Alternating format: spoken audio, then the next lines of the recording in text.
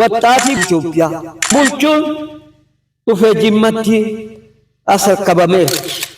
Akka mootummaan jimmatu bulchaa jira. Akka amantiitti Oromiyaa laalchisee dhufee jimmatti gala qaama guddaan nutti galeera. Rabbitti nu yeelaasise. Amiin jedha dura. Nama ba'aa kana baadhatee ce'u Rabbiin haa taasisu. Nama ba'aa kun itti ulfaatee jalatti kufu Rabbiin nu taasise. Egaa walga'iin keenya har'aa kun abbo biyyattii maaf Rabbi khayrii godhe. Wallaahi takka udamaana sitti walitti qabame beekama. Carraan akkanaa takka argame beekama. Yoo dhufe nama tokko lama sadii dhufa malee akka kanatti jimmaan ulamaansaa imaamnisaa akka kanatti yaa'e makiina meeqaan takkaa dhufe beeku. Takkaa carraa akkanaa eenyuun argatee hin beeku. Gurboo hawwiinsa carraa gaarii argattanii haqa. Bin carraa keessan ifattee Rabbi isin haqa.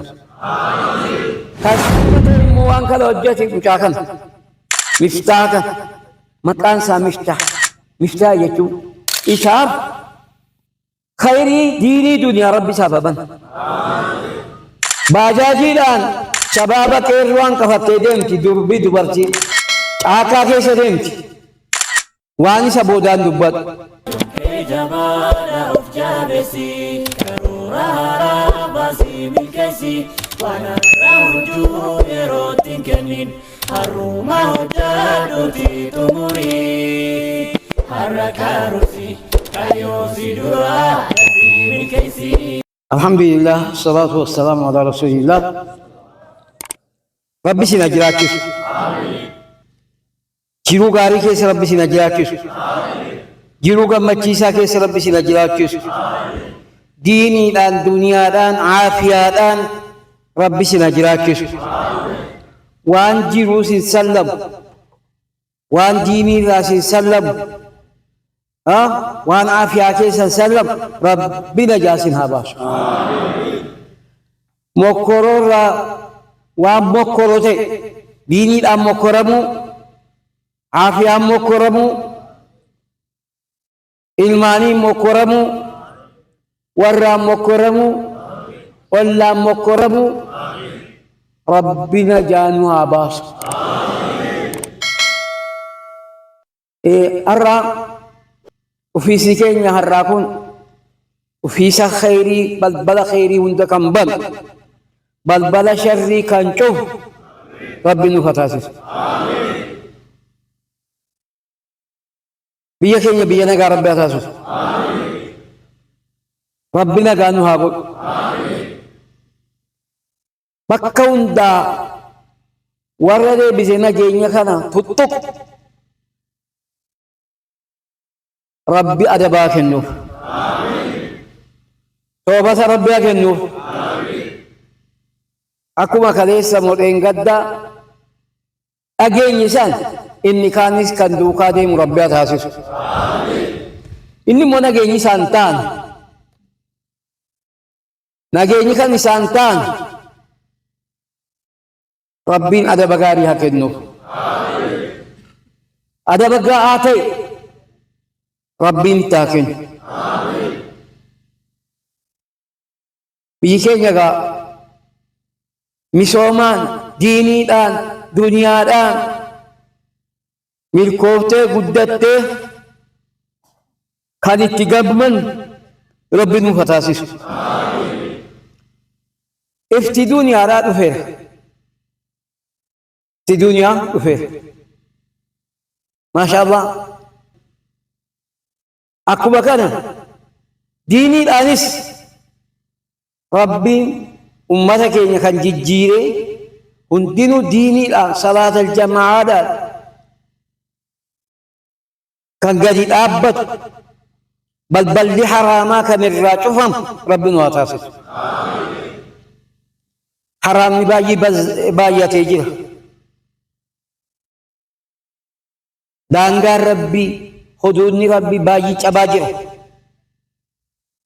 Wanni sodaa Rabbii ta'e dhabameera. Baajaajiidhaan shabaaba qeerroowwan qabattee deemti durbii dubartii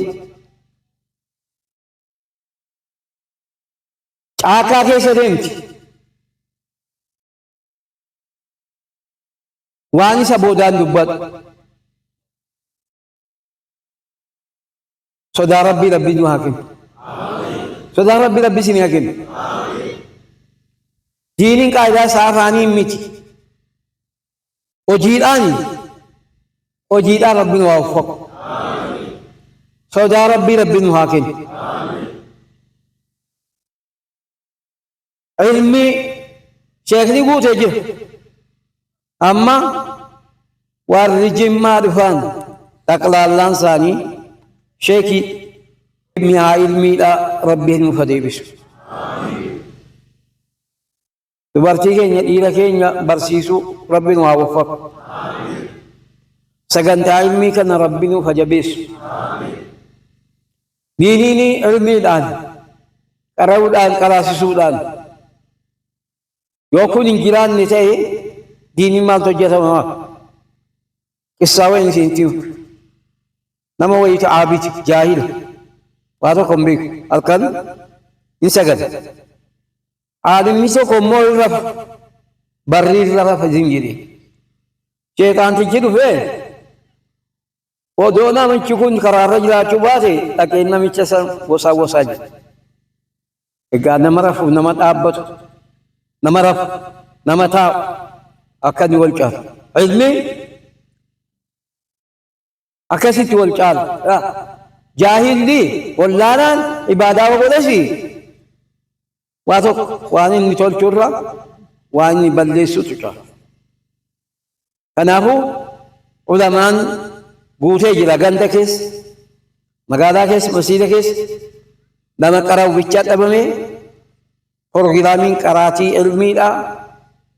Akka masjiida hunda keessattuu ganda hunda keessattuu akka jabaattanii diinii keessan barattan. Diiniin maqaan miti, uffataan miti, barumsaan baradhaa. Dubartii dhiirri waan isinitti haraama ta'u, waan isinitti wajjabu addaan baafadhaatii shari'aa keessan baradhaa. Yoo isa barattan malee duuti keessaniin tolu. Heerumni sargiin keessaniin tolu. Yoo diinii barattan malee. Egaa walga'iin keenya har'aa kuni abbo biyyattii maaf Rabbi khayrii godhe. Wallaahi takka udamaana sitti walitti qabame beekama. Carraan akkanaa takka argame beekama.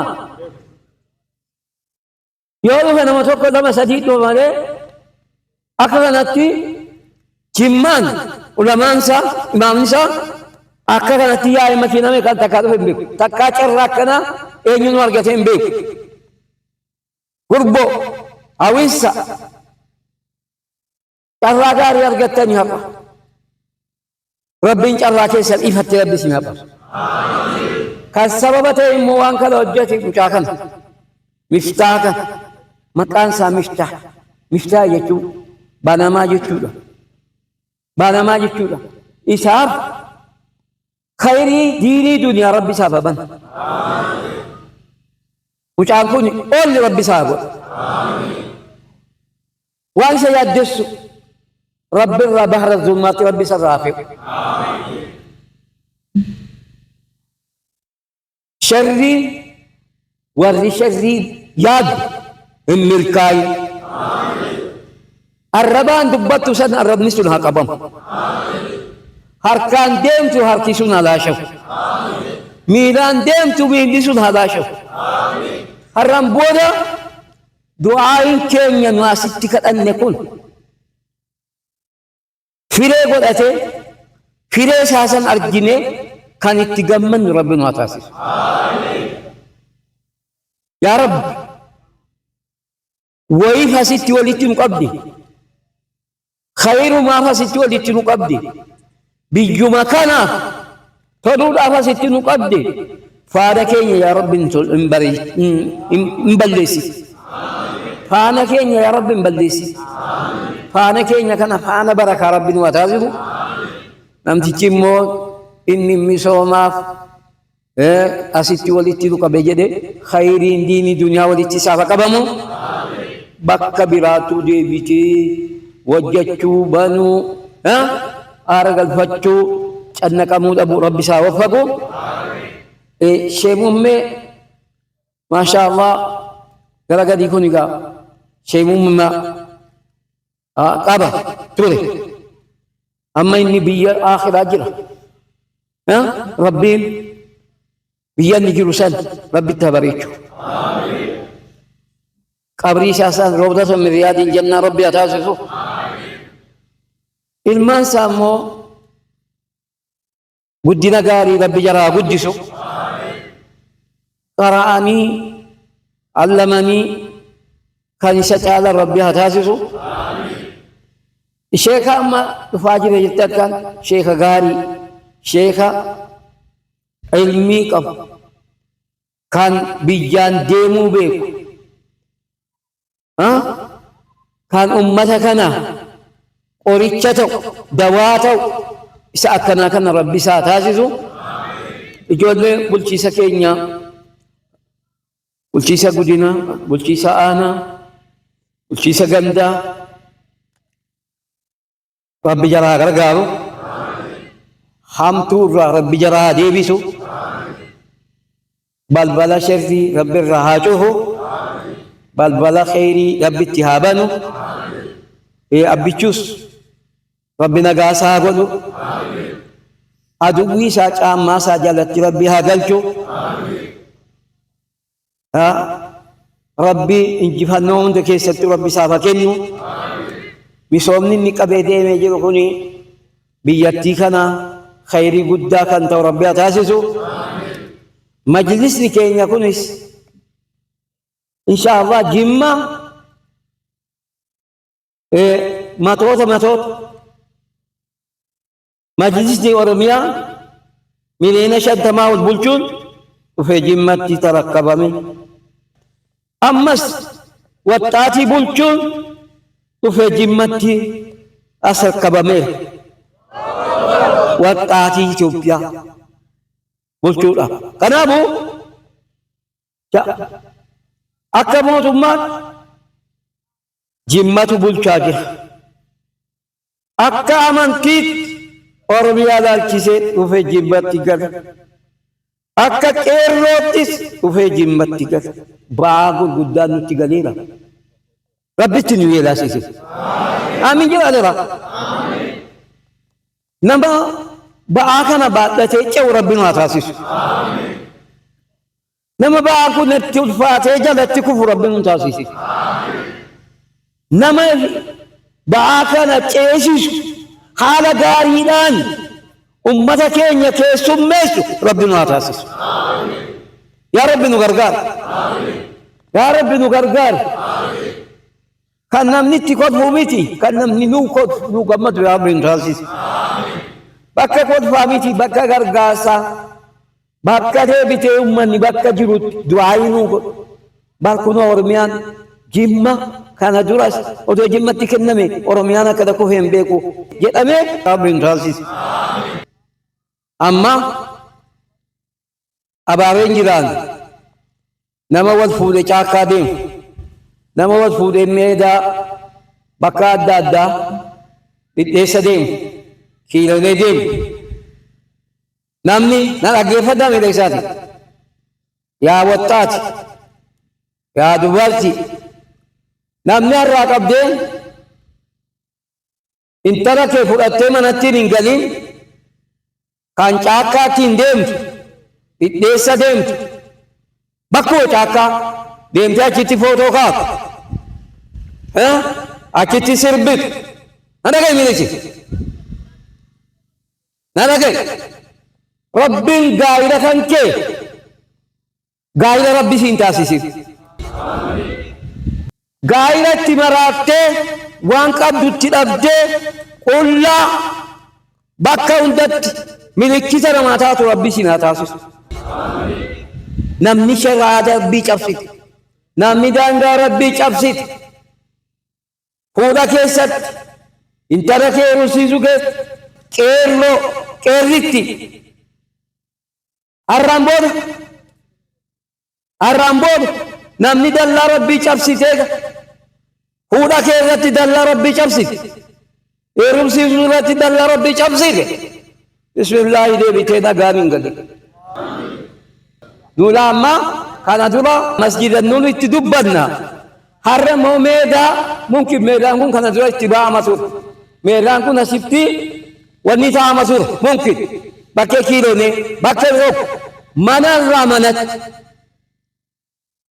yooti manarraa manarratti fudhattee galte fuudha barakaa fuudha rahmataa kan deebite riskiidhaan ilmoo gaariidhaan kan ol galchu rabbisiin haa taasisu. Yoo dallaa rabbii cabsite immoo rabbi deebite jiruu keessaa manatti ol si haa galchu. Kanaafuu namni fuudhaa yaaddata heeruma yaaddata rabbii keessa sodaadhaa.